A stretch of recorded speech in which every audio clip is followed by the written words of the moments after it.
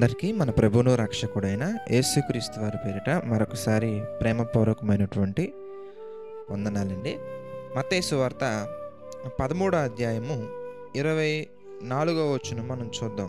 మనం గమనించినట్లయితే ఆయన మరి ఒక ఉపమానము వారితో చెప్పెను, ఏమనగా పరలోక రాజ్యము తన పొలములో మంచి విత్తనము విత్తిన ఒక మనిషిని పోలి ఉన్నది అని ఆయన మాట్లాడుతూ విత్తువాని గురించినటువంటి ఉపమానం గురించి ఆయన ఎక్స్ప్లెయిన్ చేయటం మనం గమనించవచ్చు. మీరు జాగ్రత్తగా మత్తయి సువార్త 13వ అధ్యాయం 1వ వచనం నుంచి కనుక మీరు 30వ వచనం వరకు గమనించినట్లయితే కనుక పరలోక రాజ్యాన్ని ఆ చాప్టర్ అంతా కూడా మత్తయి సువార్త 13వ అధ్యాయం అంతా కూడా పరలోక రాజ్యాన్ని ఆయన అనేకమైనటువంటి వస్తువులతోటి పోల్చి వారికి పరలోక రాజ్యము గురించినటువంటి విషయాలు అర్థమయ్యేలాగా వివరించడం జరిగింది. ఈరోజు మనం అందులో నుంచి ఒక ముఖ్యమైనటువంటి అంశాన్ని మనం ధ్యానించినట్లయితే కనుక ఇది మన ప్రాక్టికల్ లైఫ్కి మనం ఎలా అప్లై చేసుకోవాలి, మనం ఎలా ప్రాక్టికల్గా ఈ విషయాలను మనం ఎలా గుర్తించాలి, ఎలా ముందుకెళ్ళాలని మనం జాగ్రత్తగా ధ్యానించినట్లయితే కొన్ని సందర్భాలలో కొంతమంది బ్రదర్స్ కానీ సిస్టర్స్ కానీ చాలా బాధపడుతూ లేదంటే చాలా చింతిస్తూ ప్రార్థన అవసరతలు తెలియచేస్తూ ఉంటారు. వాటిల్లో ఒక ముఖ్యమైనటువంటి విషయం ఏంటంటే, ప్రియులారా, బ్రదర్ నేను దేవుని కొరకు బ్రతకాలనుకుంటున్నాను బ్రదర్, కానీ నేను కొంతకాలం వరకు మాత్రం బ్రతకగలుగుతున్నాను, తర్వాత నా జీవితం అనేది ఎందుకో తెలియనటువంటి ఒక అనాలోచనకు గురైపోయి నేను దేని గురించి ఆలోచిస్తున్నానో తెలియకుండా, దేని గురించి థింక్ చేస్తున్నానో తెలియకుండా నేను ఒక దిగ్భ్రాంతిలోకి ఒక చింతిస్తూ ఉండిపోతున్నాను బ్రదర్, నాకు ప్రాబ్లం ఏంటో అస్సలు తెలియట్లేదు బ్రదర్ అని మాట్లాడుతూ ఉంటారు. అయితే there might be so many reasons, అట్లు చాలా కారణాలు ఉండుండొచ్చు, కానీ అందులో ముఖ్యమైనటువంటి ఒక కారణం గురించి ఈరోజు మనం జాగ్రత్తగా ఈ ఉదయకాల సమయమున కనుక మనం ధ్యానించినట్లయితే, ప్రియులారా, దేవుని యొక్క వాక్యము చక్కగా సెలవిస్తుంది. అందులో మరి మత్తయి సువార్త 13వ అధ్యాయం మనం గమనించినట్లయితే కనుక 4వ వచనం మనం చూద్దాం. 4వ వచనం మనం చూస్తే, ఎట్లనగా ఇదిగో విత్తువాడు విత్తుటకు బయలు వెళ్ళెను, వాడు విత్తుచుండగా కొన్ని విత్తనములు త్రోవ పక్కన పడెను, పక్షులు వచ్చి వాటిని మృంగివేసును. కొన్ని చాలా మన్ను లేని రాతి నేలను పడెను, అక్కడ మన్ను లోతుగా ఉండనందున అవి వెంటనే మొలిచెను, గాని సూర్యుడు ఉదయించినప్పుడు అవి మాడి వేరు లేనందున ఎండిపోయెను. కొన్ని ముండ్ల పొదలలో పడెను, ముండ్ల పొదలు ఎదిగి వాటిని అణిచివేసెను. కొన్ని మంచి నేలను పడి ఒకటి 100 ఒకటి 60 ఒకటి 30 ఫలించెను. చూసారా, అంటే ఎగ్జాక్ట్గా మనం ఫేస్ చేసే ప్రాబ్లంకి సొల్యూషన్ మనకి ఈ వచనాల్లో మనకు కనబడుతుంది. బహుశా చదివిన వెంటనే చాలామందికి అర్థమై ఉండొచ్చు, మేబీ కొంతమందికి అర్థం అవ్వకపోయి ఉండొచ్చు, కానీ యేసుక్రీస్తు వారి దగ్గర ఉన్నటువంటి ఆనాడు యేసుక్రీస్తు వారి దగ్గర ఉన్నటువంటి శిష్యులకు కూడా అర్థం అవ్వకపోవటం వల్ల, అయ్యా ఇదిగో మీరు మాట్లాడినటువంటి విషయాలు మాకంత క్లియర్గా అర్థం కాలేదు, దయచేసి వాటి యొక్క భావాన్ని చెప్పండి అని అడిగినప్పుడు యేసుక్రీస్తు వారు వాటి యొక్క భావాన్ని చక్కగా ఎక్స్ప్లెయిన్ చేస్తారు. ఏంటి, ఎందుకంటే 18వ వచనం మనం చూస్తే, విత్తువాని గురించిన ఉపమాన భావము వినుడి, ఎవడైనను రాజ్యమును గురించిన వాక్యము వినియు గ్రహింపక ఉండగా దుష్టుడు వచ్చి వాని హృదయంలో విత్తబడిన దాన్ని ఎత్తుకొని పోవును. త్రోవ పక్కన పడిన వాడు వీడే. రాతి నేలను విత్తబడిన వాడు వాక్యం విని వెంటనే సంతోషంతో దాన్ని అంగీకరించిన వాడు, అయితే అతనిలో వేరు లేనందున అతడు కొంతకాలం నిలుచును అని మాట్లాడుతూ, ముండ్ల పొదలలో విత్తబడిన వాడు వాక్యం వినువాడే కానీ అని మాట్లాడుతూ చక్కగా ఉన్నటువంటి సందర్భాలు ఎక్స్ప్లెయిన్ చేసుకుంటూ వచ్చారు. అంటే హృదయములో మనం వాక్యాన్ని విత్తుకొనినప్పుడు, హృదయంలో మనం వాక్యాన్ని విత్తుకుంటున్నాం అంటే హృదయంలో మనం వాక్యాన్ని విత్తుతున్నాం. అప్పుడు ఆ హృదయంలో గనక ముండ్ల పొదలు అనగా ఐహికాచారంలో మనం గమనించినట్లయితే 22వ వచనం మనం చూద్దాం. ముండ్ల పొదలలో విత్తబడిన వాడు వాక్యము వినువాడే గాని ఐహికాచారమును ధనమోహమును ఆ వాక్యమును అణిచివేయును గనక వాడు నిష్ఫలుడవును. మంచి నేలను విత్తబడిన వాడు అని మాట్లాడుతూ 30 60 అతడు ఫలించును అని చెప్తున్నారు. అంటే దీన్ని బట్టి మనకేం అర్థమవుతుందంటే, మన హృదయం అనేది క్లీన్గా లేకుండా, మన హృదయం అనేది ప్యూర్గా లేకుండా, అంటే మన హృదయంలో ఉన్నటువంటి ముండ్ల పొదలో, మన హృదయంలో ఉన్నటువంటి చెత్త, మన హృదయంలో ఉన్నటువంటి వర్స్ట్ థింగ్స్ అన్నీ కూడా మనం తీసుకోకుండా ఎంత ఎంత అద్భుతమైనటువంటి వాక్యాన్ని మన హృదయంలో మనం విత్తుకున్నా కానీ ప్రియులారా, ఆ విత్తబడినటువంటి ఆ వాక్యం అనేది ఎదగకుండా మనం నిష్ఫలులుగా అయిపోయేలాగా మన హృదయములో ఉన్నటువంటి ముండ్ల పొదలు. ఇంతకీ హృదయంలో ఏం ముండ్ల పొదలు ఉంటాయి బ్రదర్?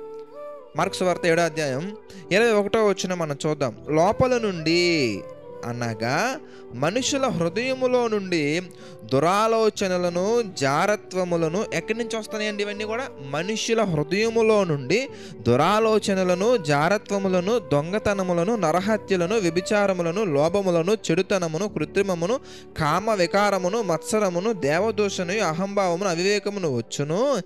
ఈ చెడ్డవన్నీ లోపల నుండియే బయలు వెళ్ళి మనుషుని అపవిత్రపరచునని చెప్పాను. అంటే మన హృదయంలో ఉన్నటువంటి ఈ యొక్క చెత్త అంతా కూడా మనం తీసుకోకుండా, హృదయంలో ఉన్నటువంటి జారత్వము, హృదయంలో ఉన్నటువంటి మత్సరము, హృదయంలో ఉన్నటువంటి ఈ ముండ్ల పొదలతో కూడినటువంటి ఈ లక్షణాలన్నీ మనం తీసుకోకుండా, హృదయంలో ఎంత వాక్యం ఉంచినా కానీ ఆ వాక్యము యొక్క సారం అనేది, ఆ వాక్యము యొక్క ఫలితం అనేది మనలో ఫలించకుండా ఈ ముండ్ల పొదలు అనేవి ఏం చేస్తాయి తెలుసా? అణిచివేస్తాయి. అందుకే చాలామందికి మందిరానికి వెళ్ళాలని ఉంటుంది, చాలామందికి దేవుని యొక్క వాక్యం వినాలని ఉంటుంది, చాలామందికి వాక్యానుసారంగా చక్కగా నోట్ చేసుకుంటారు, చక్కగా డిజైన్ చేసుకుంటారు, రెఫరెన్సెస్ని కట్ చేస్తారు, చక్కగా వాళ్ళు ఉన్నటువంటి రూమ్లో కానీ, హాస్టల్లో కానీ, లేదంటే వాళ్ళ ఇంట్లో కానీ చక్కగా రెఫరెన్స్ అన్నీ కూడా చక్కగా ఒక బోర్డు లాగా ఫ్రేమ్ చేయించుకొని చక్కగా పట్టుకుంటారు. కానీ ఎందుకు వారు ఫలించలేకపోతున్నారంటే వాళ్ళ హృదయంలో ఏముందంటే, మరి మంచితో పాటుగా మంచి కంటే ముందు ముండ్ల పొదలున్నాయి, మంచి కంటే ముందు గచ్చ పొదలున్నాయి. మీరు బాగా ఆలోచించండి. ఒక పొలాన్ని ప్రతి సంవత్సరం కూడా రైతు వేసేటప్పుడు ఏం చేస్తారు ఫస్ట్ క్లీన్ చేస్తారు. ఆ పొలం అంతా క్లీన్ చేసి అందులో ఉన్న డస్ట్ అంతా తీసి బయటపడేసి చక్కగా దున్ని అంటే ఆ నేలను మెత్తని నేలగా చేసి, చదును చేసి, మెత్తని నేలగా చేసి అప్పుడు విత్తనాలు విత్తుతారు. అప్పుడు కదా మంచి ఫలితాలు అనేవి మనకు వస్తాయి. అలాగే మన హృదయంలో ఉన్నటువంటి రాతి హృదయాన్ని అలాగే ఉంచుకొని రాళ్ళతోటి, ముళ్ళతోటి, చెత్తతోటి నిండుకున్నటువంటి ఆ హృదయంలో మనం ఎంత వండర్ఫుల్గా ఫలించే విత్తనాలు వేయటం వల్ల ఏం ఉపయోగం అండి? మీరు ఆలోచించండి ప్రియులారా. ఏం ఉపయోగం ఉంటుందంటారు? ఏం ఉపయోగం ఉండదండి. ఒక రైతు గనక మంచి విత్తనాలు తీసుకొని చెత్త కుండీలు పక్కన వేసుకుంటూ వెళ్తా ఉంటే సంవత్సరం తర్వాత వచ్చి పంట కోసుకోవచ్చండి? కుదరదండి. ఆ పొలాన్ని చాలా జాగ్రత్తగా కాపాడుకోవాలి. ఆ పొలం చుట్టూ చక్కగా వేస్తారండి. ఒక కొన్ని ప్రాంతాల్లో ఒక్కొక్క రకంగా పిలుస్తూ ఉంటారు. వాటర్ వెళ్ళిపోకుండా కడతా ఉంటారు. అలాగే నాట్లు వేసినప్పుడు కానీ, నీరు పెట్టినప్పుడు కానీ, ప్రతి సందర్భంలో కూడా కలుపు మొక్కలు రానివ్వకుండా కానీ, కలుపు మొక్కలు వచ్చినా కానీ చూడండి ఎన్ని జాగ్రత్తలు వాళ్ళు తీసుకుంటారు. అదేవిధంగా మనం రెగ్యులర్గా మనం చూసే వ్యవసాయం కనుక, రెగ్యులర్గా మనం చూసే అగ్రికల్చర్ కనుక యేసుక్రీస్తు మనకు అర్థమయ్యే భాషలో చెప్పడానికి చక్కగా హృదయాన్ని ఒక పొలముతో పోల్చి, ఇదిగో నీ హృదయం అనే పొలంలో కూడా మీరు మత్తయి 13 చెప్తే మీకు అర్థమైపోతుంది. హృదయంలో విత్తినటువంటి వారు అని ఉంటుందండి. అంటే హృదయం అనే పొలంలో కూడా మనం రాతి నేలన పడ్డటువంటి రాళ్ళు, ముళ్ళ పొదలు ఇవన్నీ మనం ఉంచుకొని మనం ఎంత అద్భుతమైన ప్రసంగాలు విన్నా కానీ, రెగ్యులర్గా మనం ఎన్ని ప్రసంగాలు విన్నా కానీ, ఎన్ని ప్రసంగాలు నోట్ చేసుకున్నా కానీ, బహుశా అందుకేనేమో మనం ఫలించలేకపోతున్నాం. మనం దేవునితో పడలేకపోతున్నాం. ఎందుకంటే ఆయనలో ఫలించినడలా ఆయన అంటారు, నిజమైన ద్రాక్షావల్లి నేను, తీగలో మీరు ఫలించాలి. మనం ఫలించాలంటే ఏం చేయాలి తెలుసా? మనలో ఉన్నటువంటి ఫస్ట్ దేవుని కొరకు బ్రతకాలి అని ఒక నిర్ణయం రావాలంటే, ఇదిగో ఈ పొలంలో నేను ఒక పంట వేయబోతున్నాను కనుక ఈ పొలాన్ని క్లీన్గా ఉంచుకోవాలి. అందుకే ఈ హృదయంలో ఫస్ట్ అవన్నీ బయటకు తీసేయండి. బయటకు తీసే ప్రయత్నం మీరు చేయాలి. ఇది నాకొద్దు, ఇది నాకొద్దు, ఇది నాకొద్దు, ఇవి నాకొద్దు, ఇవి నాకొద్దు, ఈ చెత్త అంతా తీసి బయటపడేసిన తర్వాత కొంతమంది హృదయం అంతా కూడా ఇన్స్టాగ్రామ్ రీల్స్తో నిండిపోద్దండి. వాళ్ళు మందిరానికే వెళ్తారు, పాస్టర్ గారు ఖండించే వాక్యం చెప్తారు, పాస్టర్ గారు చాలా చక్కగా అద్భుతంగా అన్ని విషయాలు చెప్తుంటారు, మొత్తం వింటారు, నోట్ చేసుకుంటారు. చక్కగా డేటా ఆన్ చేసిన వెంటనే టక్ టక్ టక్ టక్ టక్ 20 రీల్స్ వస్తూ ఉంటాయి. ఈ రీల్ భలే ఉంది, టక్ టక్ టక్ టక్, మళ్ళీ ఇంకా అలా లైఫ్ అంతా మళ్ళీ ఇన్స్టాగ్రామ్ రీల్స్లోకి వెళ్ళిపోద్ది. ఎంత రియల్గా నువ్వు దేవుని వాక్యాన్ని విన్నా, రియల్ లవ్ని నువ్వు విన్నా, మనం ఇంట్రెస్ట్గా హృదయంలో ఉన్నటువంటి చెత్తని తీలేకపోయాం కనుక ఇన్స్టాగ్రామ్ రీల్స్కి అలవాటు అయిపోయాం అంటారు కదంటే. మీరు ఆలోచించండి. ఇంకొంతమంది ఫేస్బుక్కి బాగా అలవాటు అయిపోయి ఉంటారండి. ఇంకొంతమంది రకరకాల కొంతమంది మూవీ సాంగ్స్కి, కొంతమంది సీరియల్స్కి, కొంతమంది సినిమాలకి, కొంతమంది పాటలకి, కొంతమంది డ్యాన్సులకి, కొంతమంది లోక సంబంధమైన వాటికి.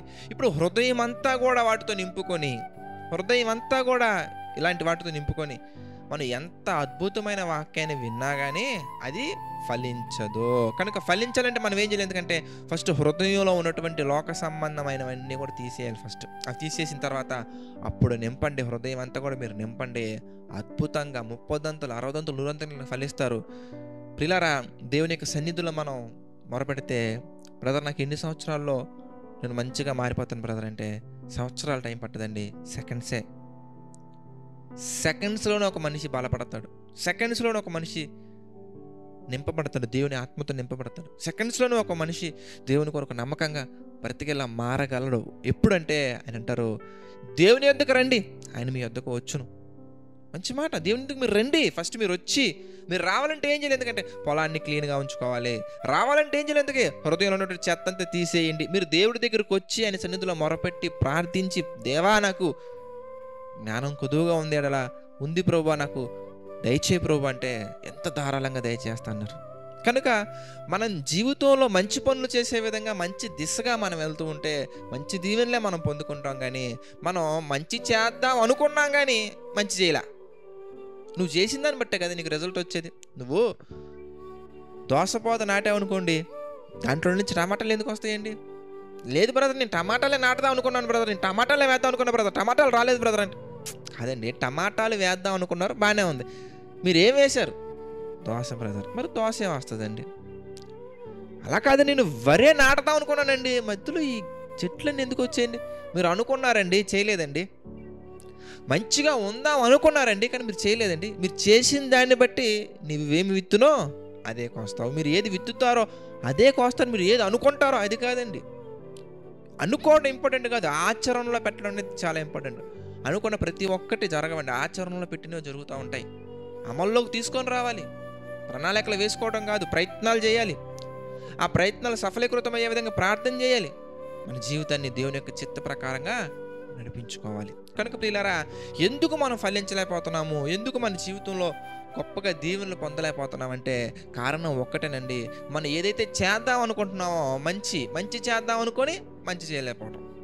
అలా ఎందుకు చేయలేకపోతున్నాం ఇంతకీ అనగానే ప్రియులారా, ఇదిగో హృదయాన్ని దేవుని యొక్క వాక్యముతో నింపబడే విధంగా, ఆ వాక్యం నీరు కట్టి ఫలించే విధంగా ఆ హృదయంలో ఉన్నటువంటి ప్రతి పరిస్థితిని నువ్వు మార్చగలగాలి. హృదయం నిండా కూడా నువ్వు దేవుని యొక్క వాక్యానికి అనుకూలమైన వాతావరణం తీసుకొని రాగలగాలి. కనుక ప్రార్థన చేసుకుందామండి. ప్రార్థన. ప్రేమగల తండ్రి, దయగల దేవ, పరిశుద్ధ మహోన్నత, అనేకమైన విషయాలు మాకు తెలియజేసి మీ చిత్త ప్రకారం నడిపిస్తున్నారు తండ్రి. అందును బట్టి మీకే మహిమ ఘనత ప్రభావాలు చెల్లించుకున్నాం తండ్రి. మమ్మల్ని దీవించండి, ఆశీర్వదించండి ప్రభావ. అనేకమైన విషయాలు మాకు తెలియజేస్తూ మీ కృపలో నడిపిస్తున్నందుకు కృతజ్ఞతాస్తుతులు చెల్లించుకున్నాం తండ్రి.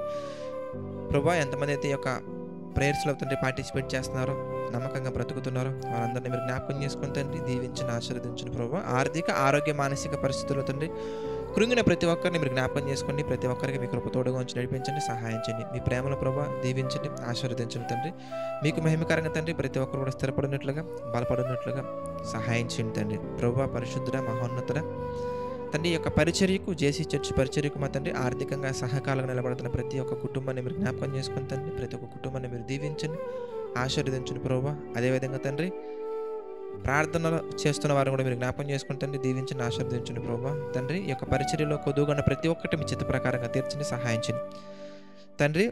నమ్మకంగా యథార్థంగా పరిచర్య చేస్తున్న వారిని కూడా మా తండ్రి మీరు జ్ఞాపకం చేసుకోండి, దీవించండి, ఆశీర్వదించండి ప్రభావ. సమస్త మహిమ ఘనత ప్రభావాలు మీకు చెల్లించుకుంటూ ప్రతి ఒక్కటి కూడా మా అందరి జీవితాల్లో మీ చిత్త ప్రకారంగా జరిగించమని వేడుకుంటూ, సమస్త మహిమ ఘనత ప్రభావాలు మీకే చెల్లించుకుంటూ ప్రతి ఒక్కటి కూడా మా తండ్రి మీ చిత్త ప్రకారంగా దయచేయమని తండ్రి మా ప్రభువును రక్షకుడు అన్నటువంటి యేసుక్రీస్తు వారి పేరిట ఈ ప్రార్థన అడిగి పెట్టుకుంటున్నాము తండ్రి. ఆమేన్.